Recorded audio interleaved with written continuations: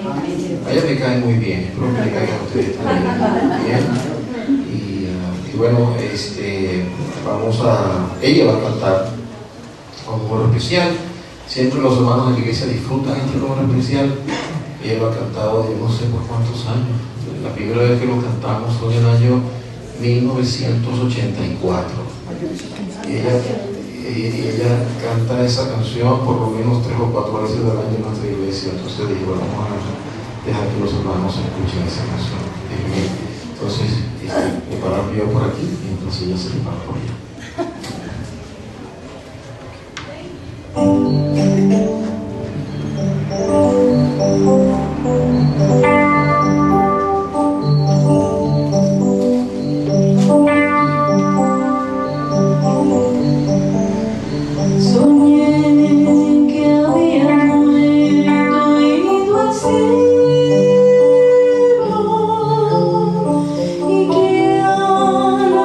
Estaba yo tocando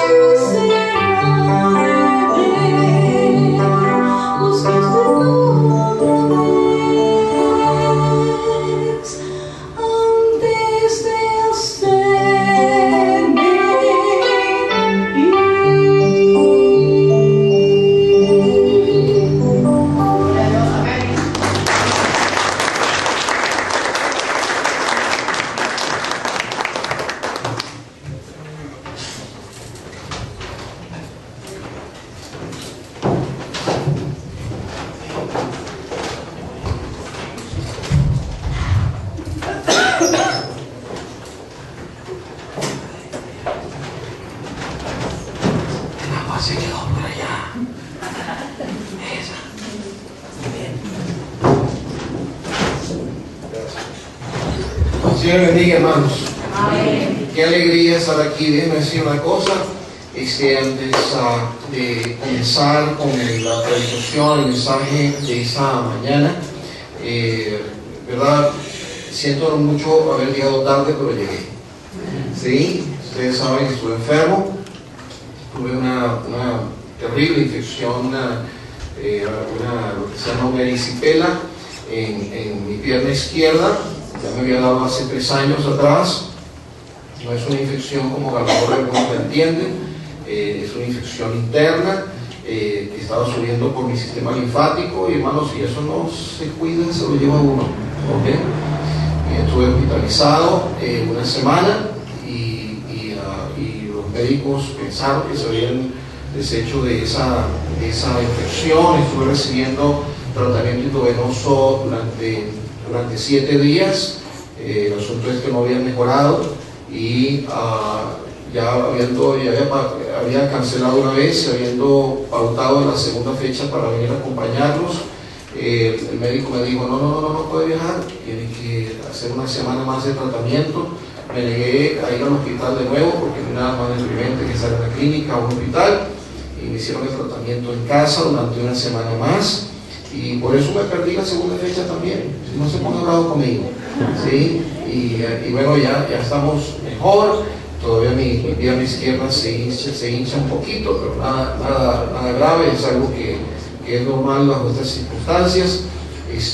Pero ya se sabe, esa es la razón por la cual no pude estar aquí. No me gusta faltar a mis compromisos, pero desgraciadamente Dios decidió que fuera así. Y Dios está detrás de cada cosa, ¿sí? Yo compartía con el pastor y con su esposa, y Romanos 8:28 nos dice que a todos los que aman a Dios, todas las cosas les ayudan a bien. Esto es a los que conforme a su propósito son llamados.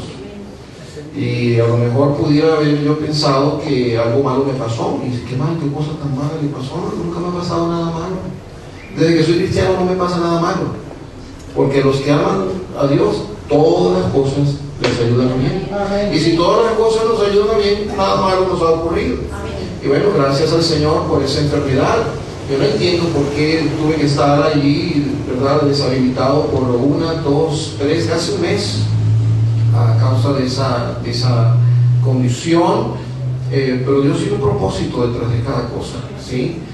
Y usted tome eso para su corazón también. Nada malo nos ha ocurrido. Como iglesia, hermano, nada malo les ha ocurrido.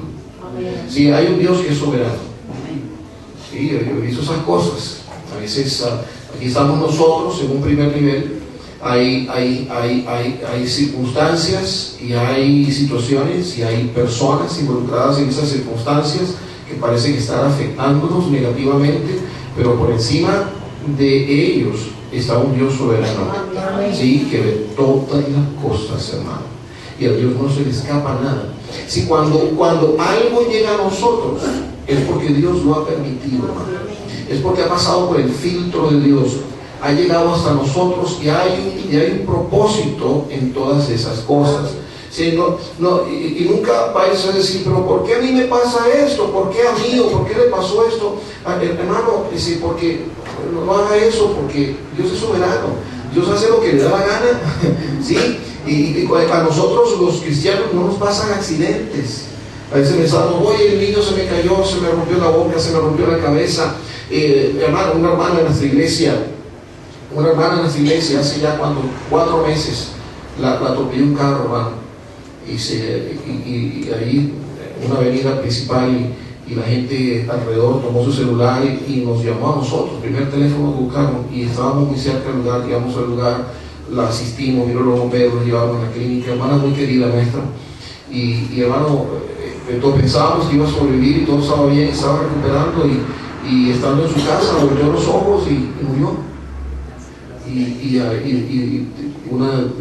Su hija menor es secretaria en nuestra iglesia, y su hijo mayor es pastor misionero ahora en una ciudad fuera de Caracas. Y hermano, yo estaba en ese momento en Cuba, visitando por allá iglesias, y hermano, qué trauma tan grande ver morir a nuestra hermana Lourdes, o saber de la muerte de nuestra hermana Lourdes. Hace 2 meses atrás, uno de nuestros estudiantes, Saturno Barrera, muchacho excepcional, y era casado, esposa y 4 hijos, y para poder estudiar en el seminario y poder sostener a su familia, él tenía que trabajar en la calle, en la autopista. Él vendía papitas, entonces vienen papitas fritas y tostoncitos y cosas de esas, y hermano, un carro lo atropelló y lo mató, y dejó a una esposa y a 4 hijos aparentemente desamparados, y cualquiera puede decir, pero ¿por qué? Hermano, no pregunte por qué. ¿Sí? ¿Es para qué? Y Dios sabe. Y en realidad cuando los cristianos mueren, hermano, no es una tragedia, vamos a la presencia del Señor. ¿Sí? Y nosotros lloramos a la gente porque no lo vamos a tener con nosotros, no porque ellos nos van a extrañar. ¿Sí? En el cielo nadie extraña a nadie aquí atrás. Si el día que yo me muero, yo amo mucho a mi esposa, que el día que yo me muera, bueno, vamos a ponerlo al revés, el día que ella se muera, ¿sí? Ella no me va a extrañar, ¿sí? Ella no me va a extrañar. Dice, pero si yo muriera primero, yo tampoco lo voy a extrañar, voy a estar en la presencia del Señor. Bueno, es suficiente de introducciones. Quiero invitarlos al libro de 2 de Samuel, capítulo 17. 2 de Samuel, capítulo 17. Vamos a viajar mucho por la Biblia durante este mensaje.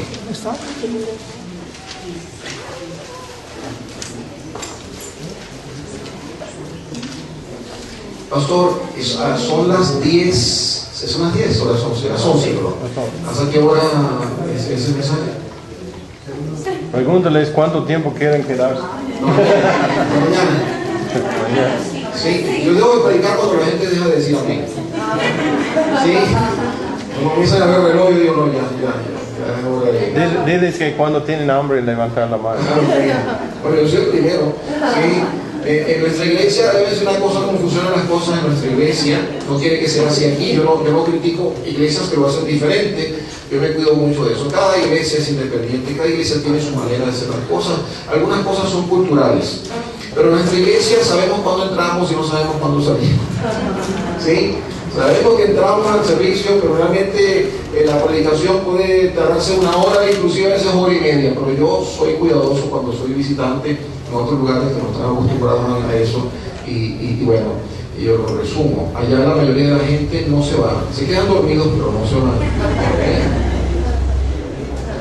A mí me encanta, yo digo la verdad, a veces los pastores se enojan cuando les aquí hay gente que se queda dormida en el servicio, no son aquí también. A veces.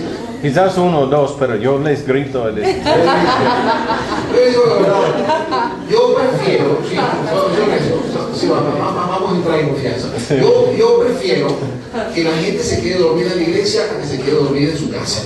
Hay mérito en eso, ¿verdad que sí?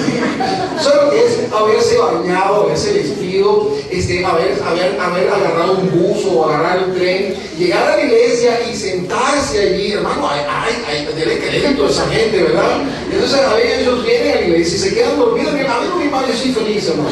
Yo prefiero que se queden dormidos en la iglesia que se queden dormidos en su casa. Y lo que yo encuentro es cuando la gente se queda dormida en la iglesia. Yo tenía un hermanito que él trabajaba de noche. Él trabajaba en el metro, en el subterráneo de la ciudad de Caracas, y él trabajaba toda la noche limpiando en las estaciones del metro. Pero él se empeñaba en venir a la iglesia todos los domingos de la mañana. Y hermano, él no aguantaba. Él se quedaba dormido, él era un hermano bajito, se quedaba en la silla así.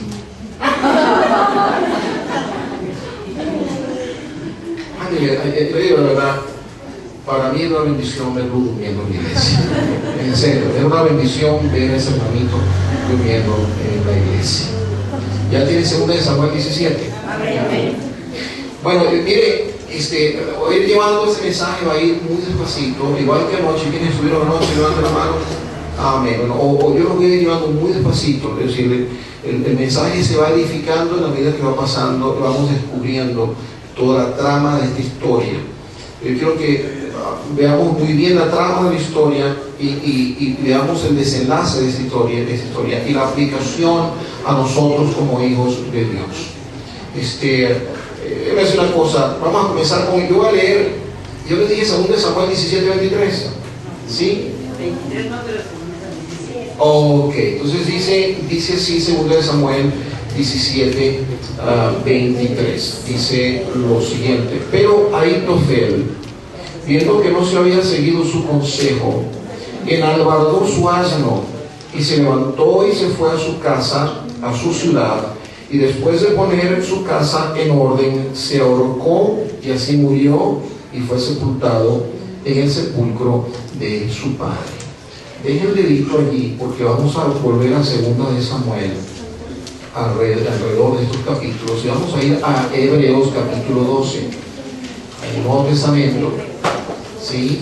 Hebreos capítulo 12 y vamos a ver el versículo 15. ¿Ya lo consiguieron? Díganme si lo consiguieron. Amén. ¿Y los demás también lo descubrieron? Sí. Ok, dice así: mirad bien, no sea que alguno deje de alcanzar la gracia de Dios, que brotando alguna raíz de amargura, ponga atención a lo que dice, os estorbe y por ella muchos sean contaminados. Vamos a orar. Gracias, Señor. Te doy por esta oportunidad de predicar tu palabra. Te ruego, Padre, que seas tú a través de ella quien hable al corazón de cada uno de nosotros en este lugar. Yo creo que todos necesitamos este mensaje, Padre, de vez en cuando. Te ruego que hagas nuestros corazones sensibles, haznos tiernos, Señor, para recibir lo que tú nos quieres decir. Todos aquí necesitamos desesperadamente que tú nos hables, que podamos salir de aquí sabiendo que tú nos has hablado, pero más allá de saber que tú nos has hablado, que podamos regresar a casa sabiendo que nos hablaste y que respondimos a tu llamado. Te lo pido en el nombre de Cristo Jesús. Amén. Gracias, hermano. Bueno, mire, yo sé que yo no sé mucho de jardinería. ¿Cuántos aquí han sido labriegos, sembradores? ¿Alguien así aquí? ¿Sí? ¿Alguien así? Amén. Sí. Yo no sé muchas de esas cosas, pero eso sí yo sé. Yo sé que hay algunas plantas, especialmente las malas hierbas, que nunca mueren, no se mueren, a menos que uno extraiga las raíces y las raíces sean destruidas. ¿Cierto o no es cierto? Hay matas que son así. Hay plantas que son así. Sí, y toma trabajo, ¿cierto o no es cierto? Toma trabajo. No sé si han trabajado la tierra, si hay una mala hierba, aquellos que tienen un jardín o tuvieron algún jardín y tienen mala hierba. Ahí me di cuenta, allá afuera, hermano Hart, yo no sé cómo le llaman en español, pero hay dandelions allá afuera, en las matitas allá afuera, me di cuenta que hay mala hierba allí afuera. ¿Sí? ¿Cómo le llaman? Diente de león. Hay diente de león, eso es una mala hierba. Y es dificilísimo deshacerse de ella. En Estados Unidos gastan billones de dólares las gentes comprando químicos para poder matar el diente de león que crece en sus jardines. Entonces toma trabajo, sí, toma trabajo, pero vale la pena, porque cuando usted extrae la mala hierba, protege las otras plantas del jardín. Yo recuerdo, yo viajé a Canadá a visitar unos amigos allá, porque mi esposa y yo vivimos 4 años y medio en Canadá, y mi amigo es ingeniero agrónomo, y él me dijo: vente, quiero que me acompañes, quiero enseñarte algo. Sí, yo quería conocer algo de su trabajo, y él es un consultor, ya es un hombre de experiencia, y me llevó fuera de la ciudad y subimos a una montaña, y cuando llegamos a la montaña se para y vemos el paisaje. Él me dice: mira a tu alrededor, ¿qué ves? Y digo: bueno, nada, matas, plantas, arbustos, no sé. Me dice: mira esa planta allí. Y yo le dije: ajá, ¿qué tiene la planta? Bueno, es una mala hierba. Una mala hierba, sí. Pero se ve bonita la mata, sí, se ve linda la mata. Pero la planta crece como un arbusto. Y cuando comienza a florecer, comienza a soltar una semillita y un polvillo que destruye todo lo demás que hay bajo la sombra del arbusto. Nada crece alrededor de él. Y yo le dije: qué cosa más mala. Dice, sí, y el asunto es de que esa planta no es oriunda de América. No sabemos cómo llegó a nuestra provincia. No sabemos, y es dificilísima de erradicar. Y estamos tratando de hacer algo, sí, en los laboratorios, y esa gente que está metida en esas cosas profundas, para tratar de conseguir un químico que pueda destruir esa planta sin matar las otras, hacer todo el efecto contrario, sin matar todas las demás alrededor. Pero así es. Y le tomó mucho trabajo, me imagino. Hay gente que estaba dispuesta a pagar millones de dólares para destruir esa planta, para poder proteger a todas las demás plantas alrededor. ¿Usted sabe lo que es la amargura? La palabra amargura tiene los siguientes significados: fuerte de sabor, ahí en el diccionario, como la concha de naranja o de limón, ¿sí? Fuerte de sabor. Otra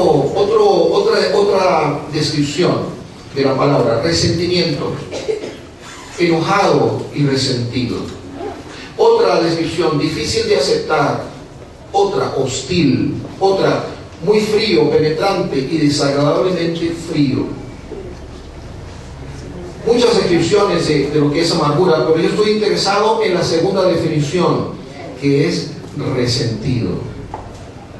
Y esa palabra conlleva la idea, hermano, de albergar ira sobre aquello que ha ocurrido en la vida, o personas que han estado involucrados en eventos de nuestra vida. Es una ira, hermano, que produce un mal espíritu dentro de nosotros, dentro de las personas. Es un espíritu de hostilidad, es un espíritu de frialdad hacia otras personas y es un espíritu de frialdad hacia Dios. ¿De dónde viene la amargura? Bueno, creo que es la tercera ley de la termodinámica, si yo recuerdo bien, en mis tiempos de bachillerato, que dice que nada se crea, nada se destruye, sino se transforma. ¿Sí? ¿Todavía me enseñan eso? ¿Verdad que sí? Ok, todavía tengo algo de memoria. Entonces, la tercera ley de la termodinámica dice que nada se crea, nada se destruye, sino se transforma. A la amargura se le aplica, hermano, la tercera ley de la termodinámica. ¿Sí? No se destruye, sino se transforma. La amargura puede brotar como resultado de lo que otros han hecho o dicho de nosotros. A veces la amargura, hermanos, es el resultado de los eventos mismos de nuestra vida. O sea, nadie tiene culpa, pero nos amargamos. Nadie ha producido esos eventos, y si alguien está involucrado en esos eventos, somos solo nosotros mismos los que nos estamos amargando, o los que inducimos en nosotros la amargura. Si usted ha sido un ser humano que ha vivido lo suficiente, todos nosotros aquí hemos experimentado amargura en algún momento de nuestras vidas. Y la amargura, hermano, afecta toda relación humana en la vida de las personas, pero afecta principalmente, cuando somos cristianos, afecta nuestra relación con Dios. La Biblia, hermanos, nos habla del daño que una raíz de amargura en nuestra vida puede producir. Lo leímos ahí en Hebreos capítulo 12, versículo 15. Y se le llama raíz de amargura. ¿Quién ha visto una yuca alguna vez? ¿Cierto? Y allá en nuestra iglesia, cuando hablamos de amargura, hablamos de la yuca. Yo tengo una yuca. Jugamos con eso a veces, ¿no? Cuando estamos los hombres jugando los unos con otros y no, hermano, tengo una yuca aquí en contra tuya, mi corazón. Sí, a veces, hermanos, la planta de la yuca, y es inimaginable la magnitud y el tamaño del tubérculo que está por debajo de la tierra. ¿Cierto o no es cierto? Sí, a veces uno saca una yuquita pequeña, pero a veces es una cosa que es enorme y agarra y se proyecta por casi 1 metro por debajo de la tierra. Y hermano, la amargura es exactamente igual. Entonces, y es llamado aquí en la palabra de Dios raíz de amargura, porque comienza, hermano, la amargura comienza escondida por debajo. como la raíz de una planta, escondido en la tierra, pero en este caso escondido en tu corazón. Y allí, hermano, las raíces de la amargura se enredan alrededor de tu corazón, comienzan a enredarse en tu mente, hasta que esas raíces comienzan a estrangular tu vida emocional y comienzan a estrangular tu vida espiritual. Si se deja pasar sin que sea tratada, esa raíz de amargura, hermano, se puede convertir en una planta que creará sombra sobre todo lo que tú eres y sobre todo lo que tú haces. Una pequeña raíz de amargura no se puede dejar, hermano, sin ser tocada por el Señor. Porque esa raíz de amargura en tu vida puede literalmente dominar tu misma existencia. Y todos nosotros aquí sabemos de alguien, si no, que nosotros mismos presentes tenemos alguna raíz de amargura en nuestro corazón que está comenzando a afectarnos de la manera que les acabo de mencionar. En nuestro texto, allá en 2 de Samuel capítulo 17, ¿quién realmente le había puesto atención a Ahitofel? ¿Sí? Levante la mano. ¿Quién le había puesto realmente atención a Ahitofel? Hermano, le ha puesto atención a Ahitofel. Si la historia de Ahitofel pasa desapercibida en la Biblia. Pero aquí en nuestro texto se nos presenta un hombre que estaba estrangulado por una masiva raíz de amargura. A Ahitofel, hermano, leí el versículo del final de su vida, porque Ahitofel encontró un final trágico, porque permitió que una raíz de amargura creciera en su vida. Hermano, no desestime usted las implicaciones de una raíz de amargura en su corazón, y la historia de Ahitofel es muy buen ejemplo. Y el final de Ahitofel fue un final triste. Pero gracias al Señor, hermanos, hay lecciones que tú y yo podemos aprender de la tragedia que vivió Ahitofel, y que nos ayudarán a evitar que nosotros corramos una suerte similar. Yo les quiero hablar de eso. Les quiero hablar de cómo arrancar una raíz de amargura del corazón. Y lo que aprenderemos en los próximos minutos aquí nos ayudará mucho, hermanos, a combatir la batalla contra la amargura que todos encaramos de tiempo en tiempo. Debemos saber cómo tratar contra la amargura. Primero veamos el testimonio de Ahitofel. Ahitofel tuvo el testimonio de un hombre que era salvo. Ahitofel mostró cosas en su vida que nos indican que era un hombre que realmente amaba a Dios. Vea 2 de Samuel capítulo 15. Volvamos a 2 de Samuel. Y vamos a ir al capítulo 15. Vamos a descubrir el carácter de Ahitofel, ¿sí? Vamos a conocer a ese hombre. 15, versículo 12. Dice así la palabra de Dios. Y mientras Absalón ofrecía los sacrificios, llamó a Ahitofel Gilonita, consejero de David, de la ciudad de Gilo, y la conspiración se hizo poderosa, y aumentaba el pueblo que seguía a Absalón. ¿Sí? Mientras Absalón ofrecía los sacrificios, llamó a Ahitofel Gilonita. Mira, la primera vez que Ahitofel aparece en la Biblia, se le ve involucrado en un acto de adoración con Absalón, lo cual indica que Ahitofel era un hombre que guardaba la ley y era un hombre que adoraba al Señor. Mire lo que dice en 2 de Samuel capítulo 16 versículo 23. Y el consejo que daba Ahitofel en aquellos días era como si se consultase la palabra de Dios. ¡Wow! Profundo eso. Así que todo consejo de Ahitofel, tanto con David, y así era todo consejo de Ahitofel, tanto con David como con Absalón. Ahitofel, hermanos, tenía la reputación de ser un hombre que daba buenos consejos. De hecho, este versículo nos dice que escuchar la palabra de Ahitofel era como recibir directamente palabra de Dios. Voy a decir una cosa. Yo he estado rodeado a lo largo de años de hombres que me dieron tremendos consejos y fueron tremendos amigos, o por lo menos me lo mostraron en su momento. Igual que Ahitofel. Ahitofel tenía, hermanos, el testimonio de un hombre que servía. Su vida nos dice que no solo creía en Dios, sino que servía a Dios sirviendo a otros. Vean 2 Samuel capítulo 15 de nuevo, versículo 12. Porque él fue un consejero. ¿Sí? Él fue un consejero.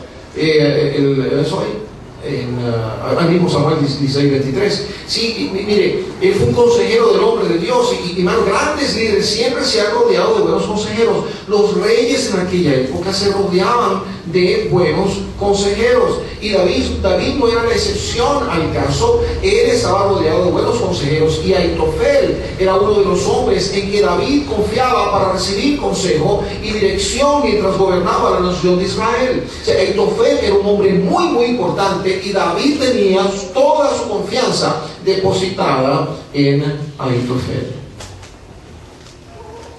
Vemos que fue un compañero del hombre de Dios. ¿Sí? Vea el Salmo 41:9. Vaya conmigo a Salmos. En Salmos 41:9 dice: aún el hombre de mi paz, en quien yo confiaba, el que de mi pan comía, alzó contra mí el calcañar. Bueno, aunque muchos ven como un versículo mesiánico, versículo que habla de Judas, en este salmo, hermano, pareciera estar inspirado en lo que ocurrió en la vida azarosa de Ahitofel. Y David se refiere a él como el hombre de mi paz. Mire, hermano, claro, yo no quiero sembrar desconfianza en el pastor. Yo me imagino que esas cosas aquí en esta iglesia fe, ¿cierto? Aquí en fe esas cosas no ocurren.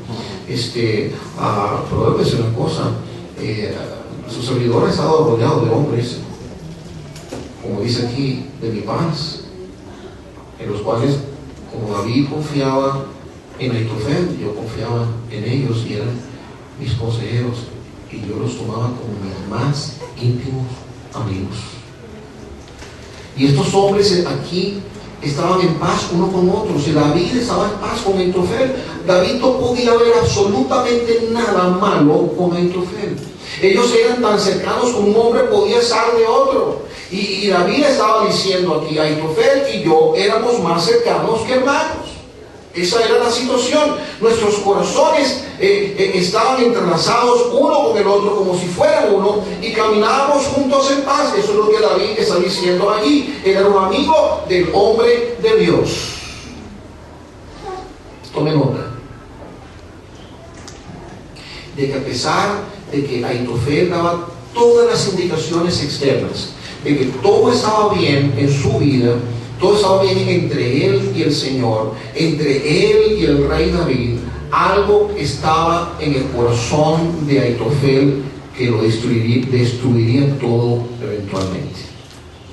Incluso durante este tiempo de la vida de Ahitofel, mientras estas cosas estaban ocurriendo en la vida de Ahitofel, hermano, se estaba gestando, él estaba siendo consumido de adentro hacia afuera por un evento que había ocurrido muchos años antes. Muchos años antes. David ni se acordaba de ese evento. Y yo les voy a decir al final cuál fue ese evento. Tome nota también. Fíjense que yo he resaltado todos esos puntos positivos de la vida de Ahitofel para decirles a ustedes lo siguiente: de que no siempre se puede discernir por el exterior de una persona lo que está ocurriendo en su corazón.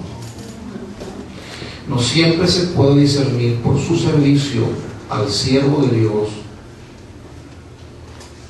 ni aún al siervo de Dios, ni aún en la iglesia del Señor, ni aún a veces se puede discernir por eso lo que está corriendo como una raíz, como una gran yuca por debajo de su corazón.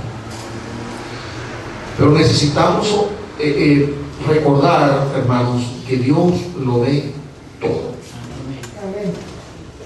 Incluso aquellos que pensamos que estamos escondiendo de los demás, Dios lo ve. Y Dios no está de vacaciones con las cosas y los pecados que hay en nuestra vida. ¿Cuál fue la tragedia de Aitofel? El asunto es, hermano, que la amargura que estaba escondida dentro del corazón de Aitofel finalmente salió a flote. La amargura siempre sale a flote. Y note cómo se manifestó esa amargura en su vida. Primero comenzó con una trágica conspiración de parte de Aitofel. En el capítulo 15, en el versículo 31, dice lo siguiente: y dieron aviso a David diciendo: Aitofel está entre los que conspiraron con Absalón, el hijo rebelde que se sublevó en contra del rey David. ¿Sí? Entonces dijo David: entorpece ahora, oh Jehová, el consejo de Aitofel. Cuando el hijo de David, Absalón, se rebeló en contra de David su padre, Aitofel vio una oportunidad para montar su venganza contra el rey David, algo que el rey no hubiera visto en 1000 años. Y entonces Aitofel, siendo el más importante consejero que tenía David a su alrededor, Aitofel de inmediato se unió a la rebelión y se puso en contra del ungido de Dios. Siempre, si tienes una amargura, déjame decirte cómo va a funcionar la cosa. Si eres miembro de esa iglesia o cualquier otra iglesia, es posible que haya alguien de otra iglesia visitando. Pero si tienes una raíz de amargura, vuelves a tu iglesia, tu amargura va a ser utilizada por el maligno para contaminar a otros y buscar inhabilitar a otros y buscar destruir a otros. A lo mejor esa es nuestra intención. Dice: no, pastor, mi amargura está ahí recluida en mi corazón, es algo muy privado. Mi esposa no sabe del asunto, como posiblemente la esposa de Aitofel ni supiera del asunto. No, pastor, mis hijos no saben de eso. No, pastor, ni siquiera mi propio pastor sabe del asunto. Posiblemente sea el objetivo de esas amarguras. Pastor, no, es como el pastor, es como otra hermana, es como otro hermano, pero pastor, eso está ahí contenido, es algo que yo vivo en lo privado, es algo que me es muy difícil, pastor, pero no se preocupe, que todo está bien. No, hermano, no todo está bien. Tarde o temprano esa amargura va a emerger y los resultados pueden ser catastróficos. Fíjense lo que pasó. Producto del odio indetectable por ninguna persona. Sí, tan pronto Absalón se levanta, él ve una oportunidad para unirse a la rebelión de Absalón, para poder llegar finalmente a la destrucción del rey David, sin importarle, hermano. Así es la amargura. No le importa quién caiga en el camino. Así el país se sucumba en una rebelión y una masacre de personas. No importa cuántos mueran, al final yo quiero al rey David. Y la amargura es así. Lo he visto tantas veces. Por eso es que ese mensaje es tan importante, que de vez en cuando escuchemos esas cosas, porque hermanos, eso se repite, eso es una plaga. Una plaga en nuestras familias, en familias, sí, una plaga en iglesias, destruyendo gente. Y no podemos dejar que la amargura siga corriendo en nuestros corazones. Y entonces, Aitofel, producto de su odio contra David, le dio 2 consejos a Absalón. Pon atención. Allá en 2 Samuel 16, 20. 2 Samuel 16, 20 al 23. Dice así: Entonces dijo Absalón a Ahitofel: dad vuestro consejo sobre lo que debemos hacer. Y Ahitofel dijo a Absalón, eso es lo que dijo: llégate a las concubinas de tu padre, que él dejó para guardar la casa, y todo el pueblo de Israel oirá que te has hecho aborrecible a tu padre, y así se fortalecerán las manos de todos los que están contigo. Entonces pusieron para Absalón una tienda sobre el terrado, y se llegó Absalón a las concubinas de su padre ante los ojos de todo Israel. Y el consejo que daba Ahitofel en aquellos días era como si se consultase la palabra de Dios. Así era todo consejo de Ahitofel, tanto con David como con Absalón. ¿Sí? Fíjense lo perverso, al punto perverso que llegó Ahitofel. El primero fue con el propósito de deshonrar a su padre, deshonrar al rey, no a su padre, pero al padre de Absalón, a su rey, haciendo que Absalón se uniera a las concubinas de su padre. Él sabía que él deshonraría públicamente a David, y creó, y de esa manera crear un abismo entre padre e hijo que jamás sanaría. Así la amargura, hermano. Si estamos amargados con alguien y no nos importa destruir la relación entre un padre y un hijo, entre un esposo y una esposa, entre queridos hermanos en Cristo, no les importa. Todo lo que la amargura quiere es llegar a la persona que es objeto de esa amargura. El segundo consejo estaba diseñado para destruir al propio rey David. En el capítulo 17, versículos 1 al 4, dice lo siguiente: entonces Ahitofel dijo a Absalón: yo escogeré ahora 12,000 hombres, y me levantaré y seguiré a David esa noche, y caeré sobre él mientras está cansado y débil de manos, lo atemorizaré, y todo el pueblo que está con él huirá, y mataré al rey solo. Así haré volver a ti todo el pueblo, pues tú buscas solamente la vida de un hombre, y cuando ellos hayan vuelto, todo el pueblo estará en paz. Este consejo pareció bien a Absalón y a todos los ancianos de Israel. Si este segundo consejo se hubiera llevado a cabo, hermanos, es posible que David hubiera sido derrotado y aún asesinado. Pero la conclusión de todo este drama, ¿sí?, es una conclusión trágica. David tenía un amigo en la corte de Absalón. Él tenía un espía metido en la corte de su hijo rebelde, y su nombre era Usai. Si va a 2 de Samuel, capítulo 15, 32 al 37, lo vamos a ver. 15, 32 al 37 dice: cuando David llegó a la cumbre del monte para adorar allí a Dios, y aquí Usai arquita, que le salió al encuentro, rasgados sus vestidos y tierra sobre su cabeza, y le dijo David: si pasares conmigo, me serás carga, mas si volvieres a la ciudad y dijeres a Absalón: rey, yo seré tu siervo, como hasta aquí he sido siervo de tu padre, así seré ahora siervo tuyo. Entonces tú harás nulo el consejo de Ahitofel. No estarán allí contigo los sacerdotes Sadoc y Abiatar. Por tanto, todo lo que oyeres en la casa del rey se lo comunicarás a los sacerdotes Sadoc y Abiatar.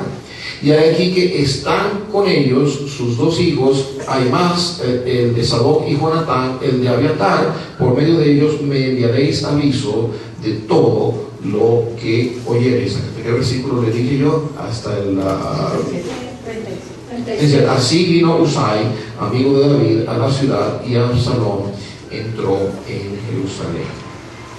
Si vamos al capítulo 16, versículo 16 al 19, dice lo siguiente: aconteció luego que cuando Usai arquita, amigo de David, vino al encuentro de Absalón, dijo Usai: ¡viva el rey! ¡Viva el rey! Y Absalón dijo a Usai: ¿es este tu agradecimiento para con tu amigo? Porque, ¿por qué no fuiste con tu amigo? Y Usai respondió a Absalón: no, sino de aquel que eligiere Jehová y este pueblo y todos los varones de Israel, de aquel seré yo y con él me quedaré.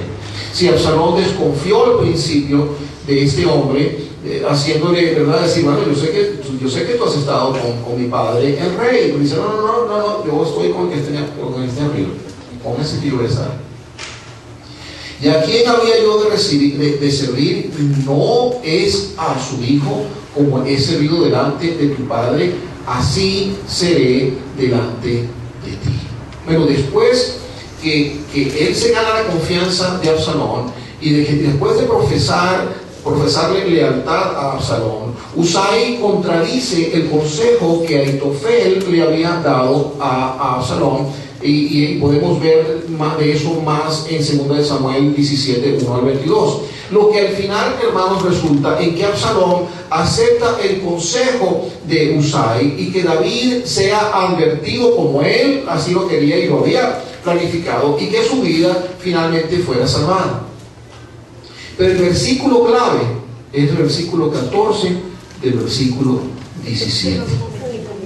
2 Samuel 17, 14 dice: entonces Absalón y todos los de Israel dijeron: el consejo de Husai arquita es mejor que el consejo de Ahitofel, porque Jehová había ordenado que el acertado consejo de Ahitofel se frustrara para que Jehová hiciese venir el mal sobre Absalón. ¿Qué les dije al principio? Aquí está el rey, aquí está su hijo y Ahitofel con sus planes perversos para destruir a David, pero un Dios soberano estaba por encima de todo. Un Dios soberano estaba por encima de todas las cosas. Y Dios estaba detrás de toda esa intriga. Él estaba siendo testigo de todo lo que estaba pasando. Cuando Ahitofel ve que su plan finalmente ha sido rechazado, Ahitofel comete suicidio. Qué final tan trágico para lo que había sido una vida llena de honor antes de que saliera a luz toda la amargura que había en Ahitofel. Y mi querido amigo y hermano, Ahitofel hizo todas estas cosas perversas porque hubo una raíz de amargura en su corazón. Ello lo que llevó finalmente a odiar a David de una manera tan fuerte y tan absurda que finalmente, viendo frustrados sus planes, no le quedó, según él, más remedio que suicidarse. Y entonces, en la medida que la raíz de amargura creció en el corazón de Ahitofel, él perdió, hermano, toda perspectiva de su amistad con David. Él perdió perspectiva de su relación con Dios. Todo lo que era de valor en su vida, hermanos, fue estrangulado por la raíz de amargura y no le quedó más nada sino amargura y odio en su corazón. Y esa amargura había consumido a este hombre por completo. Había hecho con él lo que la amargura puede hacer con cualquiera de nosotros en cualquier momento de nuestras vidas. Algunos aquí tienen raíces de amargura por eventos del pasado. A lo mejor algo que pasó en tu familia hace mucho tiempo. Hay gente aquí que tiene amargura contra su padre. Hay gente aquí que tiene amargura contra su madre. Hay gente que tiene amargura contra hermanos de sangre. Hay gente que tiene amargura contra vecinos. A lo mejor alguien que sufrió un daño muy particular. A lo mejor alguien que fue abusado de niño por un pariente cercano. Y ahí en tu corazón se ha abrigado amargura por muchos años.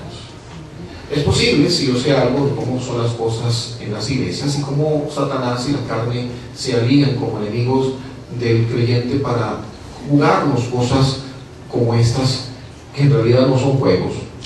Es posible que haya gente aquí que esté amargada una contra otra. Es posible que haya gente amargada aquí contra otra que está aquí. Es posible que haya gente que esté amargada aquí contra gente que no está aquí. Y hermano, Dios quiere tratar ese asunto en tu vida. En algunos casos porque las cosas no salieron como tú quisiste. A veces nos empecinamos con las cosas nuestros sentimientos son heridos y por ello nada significa más para ti que un litro de sangre de otra persona y un kilo de carne. Estás enojado, estás enojada y quieres venganza.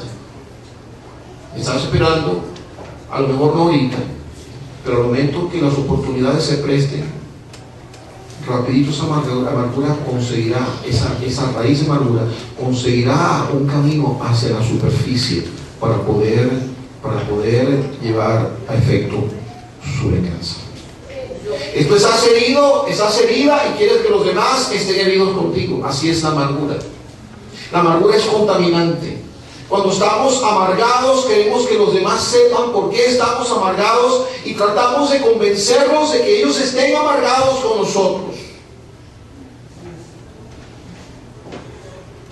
Estás ofendido, estás ofendida por alguna razón, estás herido, herida. Y bueno, y comienzas a intentar, en algunos casos entonces, a tratar de herir a otros, pero en el fondo, la más grande víctima de la amargura somos nosotros mismos. ¿Se ha visto esa gente en el Medio Oriente que se pone un montón de bombas? ¿Sí? Sí, hermano, la amargura es como rodear tu cuerpo de bombas. Ellos aparecen ahí en un mercado y ellos felices porque van a hacerle daño a un montón de gente. Si en tu amargura tú quieres hacerle daño a otro, tú vas a salir destruido en el proceso. Así siempre funciona. Déjenme decir una cosa, un ejemplo personal. Les dije que, sí, yo recuerdo en tiempos en mi ministerio, hombres estuvieron a mi lado y me apoyaron. Es una cosa, votaron para que yo fuera pastor de la iglesia. Mire, hermano, yo soy tan agradecido por todo lo que ellos hicieron por mí. Yo no quería ser pastor, yo era ingeniero. Tenía 16 años de profesión, ya era socio de la compañía donde había trabajado por más de 16 años. Estaba enrumbado a tener una buena posición, tener dinero, a tener, sí, visitar a Mickey Mouse allá en Florida todos los años. Y todo lo que la gente quiere hacer, ¿verdad? Cuando tiene dinero. Buenos carros, un buen tiempo compartido de playa, sí, todas esas cosas.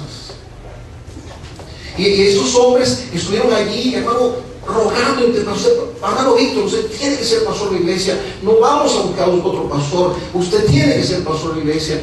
Y bueno, yo estaba ocupando un lugar porque no teníamos pastor en ese momento y Dios estaba bendiciendo y yo mismo estaba confundido con la cosa. Decía, pero ¿qué está pasando aquí?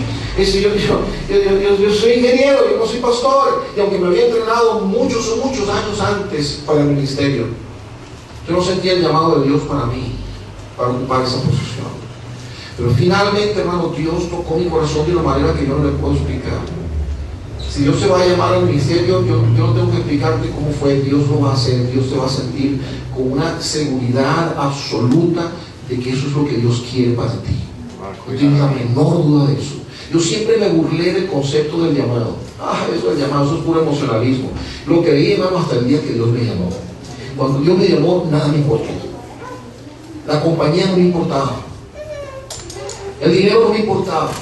Todo lo que yo toda mi vida quise ser era lo que yo era en ese momento, hermano. En ese momento no importó nada, no valía un centavo. Yo agarré, mi esposa la invité a cenar y la llevé a cenar a un restaurante bien bonito ahí cerca de casa, bien caro. Sí, eso fue hace como 10 años, todavía lo estoy pagando. Y entonces la invité y la senté en una mesita, esas mesitas chiquititas, eran redonditas donde hay una florcita en el medio. Ella estaba allá y yo estaba aquí. Estábamos agarraditos de las manos, ¿sí? Y los ojos de ellos bailaban en sus cuencas como diciendo, ¿y de qué se trata todo eso, ¿Sí? Y yo le digo, amor, tengo algo que confesarte, tengo algo que decirte. Y él me dice, a ver, le dice, mi amor, el Señor me está llamando para el ministerio.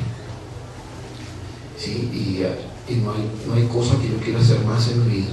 Hasta el día de ayer hasta esta semana que pasó, todo lo que yo quise ser, fue un ingeniero, fue un profesional, fue un empresario, estaba encaminado a eso, pero Dios ha tocado mi corazón de una manera tal que no quiero hacer más nada en mi vida, sino solamente servir al Señor y predicar su palabra. Bueno, ya ustedes conocieron a la hermana Muerte, ¿verdad? Sí, esa es una mujer que nunca le importaba el dinero, viene de una humilde, nació en una casita, un ranchito, le decimos en Venezuela, con piso de tierra y con la ayuda de una ¿cómo se llama eso? De una partera de esas de pueblo, en un pueblito olvidado de Venezuela, en el sur de Venezuela, y su familia fueron muy pobres y ¿verdad? De bebé tomando decisiones y se ve, uno se acostumbra, uno gana 100 y gasta 100 y uno gana 200,000. ¿Cuánto gana aquí una persona? Un sueldo promedio, ¿sí? ¿Cuánto es el sueldo mínimo? 500,000. Bueno, uno gana 500,000, se los gasta todos. Y si gasta 800,000, se los gasta todo igual, siempre es cierto. Uno busca la manera de gastarlo. Y se gana, ¿verdad? 1.200.000 y los gasta todos. Y hermano, uno se acostumbra, el dinero lo condiciona a uno y crea su estilo de vida. Y bueno, teníamos carro, teníamos ¿verdad? Teníamos nuestros lujos, si podemos llamar así. Y teníamos nuestras hijas en colegio privado y ella me dice, muy bien, pero para probarme, ella me dice, ¿y cómo vamos a hacer con las niñas y el pago del colegio y todos los compromisos financieros que tenemos? ¿Verdad? Y yo sé que ella no está pensando en dinero, ella está tratando de probarme, ver sobre qué estoy parado. Yo le dije lo siguiente, le dije, mi amor, yo creo que no me estoy equivocando, pero si yo no tomo este paso de fe para el Señor y pasan 20 o 30 años más y en mi ancianidad yo me di cuenta de que debe no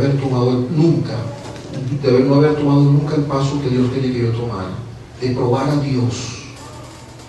Yo le dije, yo voy a tomar este paso. Si tengo que vender mi carro, lo vendo. Si tenemos que vender nuestro apartamento, lo vendemos, nos vamos a vivir para la iglesia. Amén. Todo lo que yo tenga que hacer, lo voy a hacer porque yo creo que eso es lo que Dios quiere. Y le dije, a mí no me importa el dinero. ¿Verdad? Y la iglesia está ofreciendo algo. Sí, la iglesia tiene tiempo llamándome, los mejores líderes de la iglesia, los hombres de mi paz.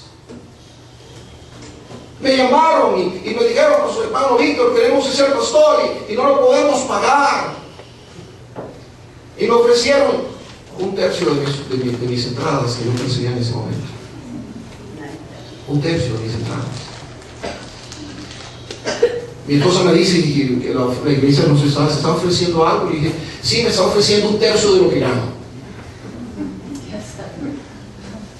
Gloria a Dios. Es preferible algo que nada, ¿verdad? Están ofreciendo 1/3 de lo que gano. Y yo le dije a ella, yo voy a ser un pastor a tiempo completo. Yo no voy a trabajar secularmente y a mantener en segundo plano mi posición como pastor. Pero ¿cómo podemos vivir con 1/3 de las entradas? Yo no sé. Dios tiene que hacerse cargo de eso. Amén. Y no tengo tiempo de explicarle todo lo que pasó de una manera milagrosa como Dios intervino. Pero yo por fe acepté el llamado de iglesia, representado a través de estos hombres que se convirtieron en los hombres de mi paz por un buen número de años. Entré al ministerio, hermano, desde que entré al ministerio, nunca ha faltado comida sobre mi mesa. Mis hijas nunca pasaron hambre. Nunca nos faltó nada, absolutamente nada. Dios suplió todo. Mire, la iglesia tenía unas entradas y en base a esas entradas ellos me podían pagar algo. Y hermano, en pocos meses la iglesia estaba haciendo el doble de ingresos que estaba haciendo en su historia. Los pastores que teníamos antes siempre se estaban quejando porque no percibían lo suficiente y Dios comenzó a prosperar a los hermanos y los hermanos comenzaron a diezmar. Algunos no diezmaban, algunos piensan que si diezman se van a desgraciar, ¿sí? No tiene fe en Dios. Uno dice, no, es que el diezmo no es el del Nuevo Testamento. No tengo tiempo para hablar de ese asunto, pero eso es la tontería más grande que hay. Dios es digno de todo. Amén. Y vamos a mendigar el 10%. Los judíos no daban el 10%. Los judíos daban en promedio, ellos daban 3 diezmos diferentes. Y promediado era por lo menos el 27% de sus entradas anuales. ¿Cómo podemos nosotros bendigarle a Dios un 10% de nuestras entradas? Y Dios se encargaba para prosperarlos, y es difícil ver a un judío que sea pobre. Los hay, pero es bien difícil ver a un judío que sea pobre. Y entonces estos hombres en mi paz comencé, me llamaron un pastor, pero hay algunas cosas en las que yo no me di cuenta. Pues tan pronto entré al ministerio, yo tenía 42 años de edad y yo quería hacer muchas cosas. Yo no entré al ministerio a los 20, 22, 25 años de edad, yo entré a los 42 años de edad. Ya era el momento, sí, a los 42 años de edad es el tiempo de, aquí se enchinchorarse, ¿sí? ¿Ah? De jubilarse, sí, ya era el tiempo de comenzar a tomarlo con calma, de comenzar a disfrutar de las rentas, del dinero, sí, ya estamos cansados a los 42 años de edad. Comenzamos a pensar en los años salidos de nuestra vejez. Yo tenía con mi trabajo todos los beneficios. Ya a partir del momento de salir del trabajo ya no teníamos esos beneficios. No podíamos ir a una clínica privada, tendríamos que ir a un hospital público. El mundo, a la vista del mundo, el hermano Páez se volvió loco. Se le fueron los tapones. ¿Sí? Se volvió loco, leyendo mucha Biblia. ¿Cuál le pasó? Por ahí hay gente que dice, cuando uno lee la Biblia se vuelve loco. Sí, tienes razón. ¿Sí? Y entonces, hermano, esos hombres comenzaron a apoyarme. Y yo dije, vamos a construir un seminario, vamos a levantar un seminario en tiempo completo. Vamos a invitar, porque mientras yo estaba como laico, hombres comenzaron a decir, hermano Víctor, yo quiero ir al ministerio. Hermano Víctor, yo quiero ir al ministerio. Y yo decía, yo no entiendo esto. Dios está llamando al ministerio y no tenemos nada donde entrenarlos. Y tan pronto entró al ministerio, decido, sin haber tenido ninguna experiencia previa, que tendríamos un seminario a nivel universitario, 4 años de estudio, a tiempo completo, 20 horas de clases semanales. ¿Cómo lo lograría? Yo no sé. Pero yo tenía la certeza de que Dios iba a estar con nosotros para lograrlo. Lo que yo no contaba es que los hombres de mi paz guardaban amarguras en su corazón. Porque mientras yo entrenaba a nuevos hombres, ellos comenzaron no se dieron cuenta que mientras me apoyaron para entrenar jóvenes y hombres para el ministerio, ellos ya no se veían tan bien ni tan solos como hombres que ayudaban en la iglesia. Comenzaron a sentir celos de esos hombres y comenzaron a resentirse en contra de mi persona, porque yo quería, yo no estaba produciendo líderes para la iglesia, yo quería que todos se fueran a hacer la obra del Señor fuera. ¿Sí? Yo no tengo diáconos, tenemos una iglesia de 500 personas, pero no tenemos diáconos. Ahora, no tenemos diáconos porque no quieran, es que todos los que han tenido las cualidades que la Biblia dice debe tener un diácono, son hombres sin ido al ministerio, todos. Los mejores hombres de las iglesias se han ido. Y mientras yo hubiera podido decir, me voy a quedar con esos hombres para yo estar cómodo, ¿sí? Y no tener que trabajar tanto. Hermano, la voluntad de Dios es que salgamos y plantemos iglesias en todas partes. Y yo decía, Señor, yo no sé, me sucumbiré ante el peso de la carga y del estrés, pero Padre, tenemos que fundar más iglesias en Venezuela, en la ciudad de Caracas, y seguir haciendo la obra. Estos hombres se rebelaron en contra mí. Esperaron el momento oportuno, igual que Aitofel esperó el momento de Absalón. Estos hombres esperaron el momento en que un Absalón apareciera.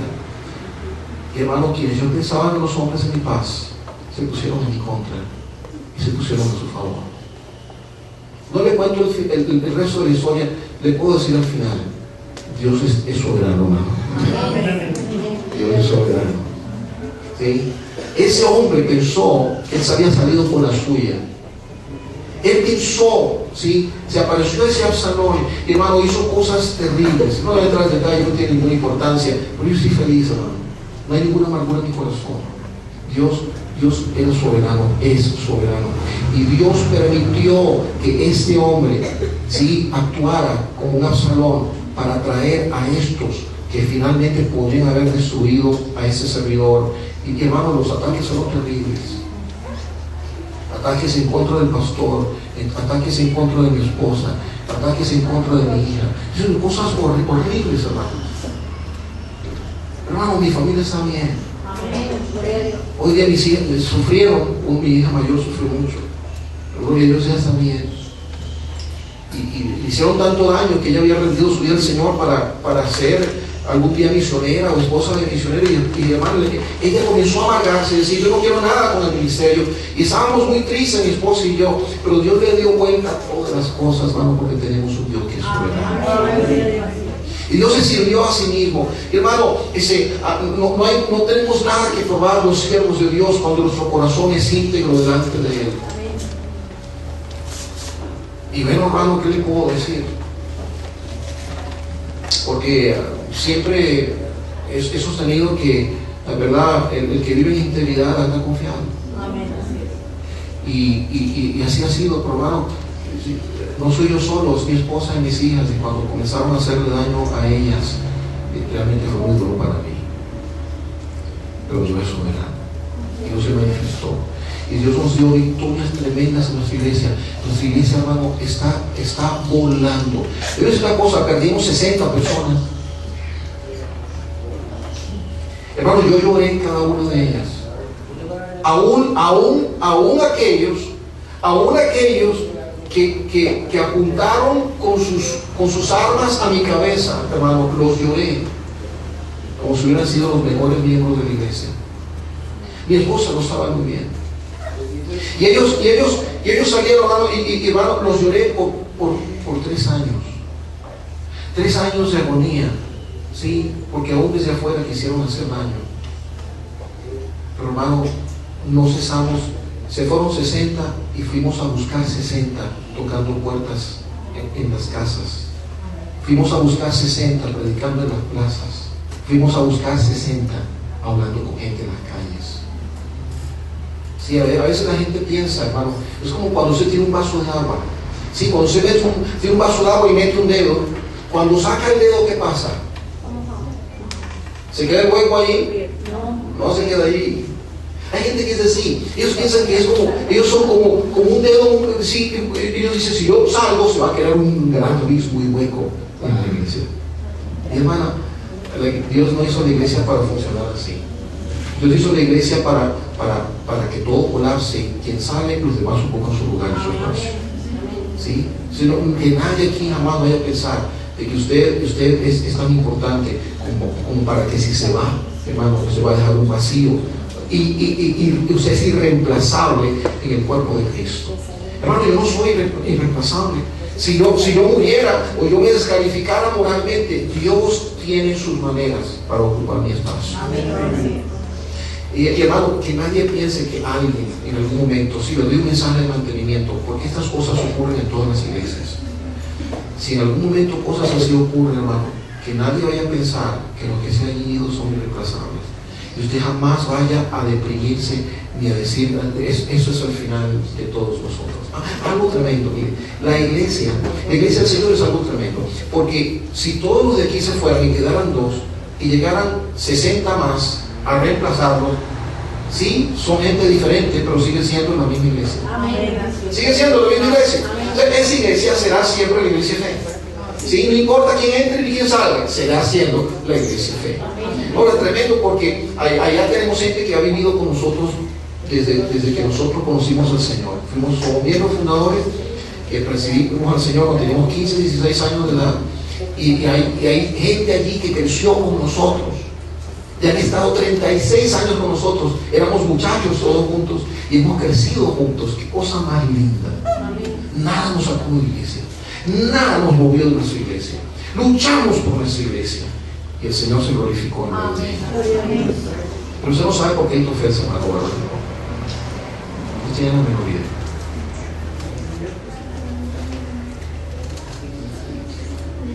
Vaya a segunda de Samuel 11. La razón de la amargura de Itofel. Sí.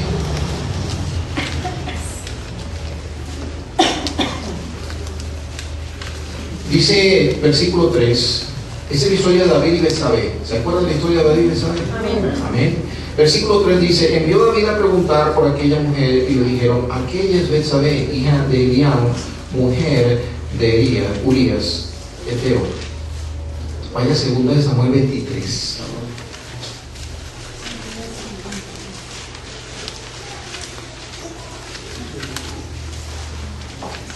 Sorpresa, sorpresa. Versículo 34. Elifelet, hijo de Ahazbai, hijo de Maaca, Eliam, hijo de Ahitofel, Gironita. Ahitofel era el abuelo de Betsabé.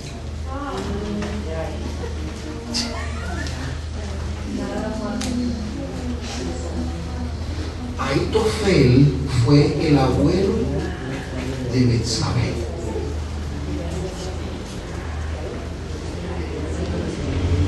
Y hermano, sí, óigame bien, no hay la menor duda de que David era el rey de Israel, ¿cierto o cierto? ¿Era David el ungido de Dios o no? ¿Fue David un hombre perfecto o imperfecto? Sin embargo, aunque fue imperfecto, Dios dijo de David que era un hombre de acuerdo al corazón de Dios. ¿Cierto o no es cierto? Pero es una cosa, hermano. Dice, los pastores ninguno son perfectos. Pero yo creo que donde hay un pastor, en la generalidad de los casos, es uno y debe ser la cabeza de los hombres de acuerdo al corazón de Dios en ese lugar. Ahitofel vio cómo David trató a su nieta como si fuera un juguete y mató a su nieta, al esposo de ella. Fue el abuelo, a su nieto, si se le puede decir así. Yo me puedo imaginar a Ahitofel cuando Betsabé nació, él teniéndola en sus rodillas mientras crecía como una niña linda y pura. Y siendo Betsabé una mujer hermosa, me imagino que era hermosa desde niña. Y ¿sabe cómo son? Yo estoy esperando que vengan mis nietos. ¿Verdad? Mi hija se casa en julio y yo le estoy diciendo, por favor, apúrense, yo quiero ver un nieto. Dice, no, papá, pero si queremos un tiempito. No. Sí, pero bueno, y si me dice, bueno, papá, nosotros somos los que decidimos. Y no, dije yo voy a hablar con él y lo voy a hacer firmar un papel notariado y sellado donde dice tener un hijo dentro de los próximos meses. Yo quiero un nieto. Quiero muchos nietos. Quiero gozarme y deleitarme. Yo creo que Ahitofel se deleitó en Betsabé como su nieta. ¿Cuántos más nietos él tuvo? No sé. Pero él destruyó algo que él quiso mucho. Él estuvo allí cuando Urías, Eteo y Betsabé se casaron. Y la bendición de Ahitofel estuvo allí. Y él dejó que la amargura lo consumiera. Cuando David hizo lo que hizo, se quedó callado. Cuando David hizo lo que hizo, no trató ese asunto con Dios. Cuando David hizo lo que hizo, él no vino delante de Dios y le dijo, Señor, perdóname por ese pecado de amargura en mi corazón y resentimiento. Yo odio a ese hombre. Perdóname, Señor. Quita eso de mi corazón. Pon en mí un corazón limpio. Y por 9 años, mi querido hermano, por 9 años la amargura consumió las entrañas de Ahitofel, hasta llevarlo al punto de la intriga, llevarlo al punto de la traición y al punto del asesinato. Y cuando vio que todos sus planes habían fallado y que el hombre que había odiado volvería al trono, Ahitofel tomó su propia vida en vez de encarar a David.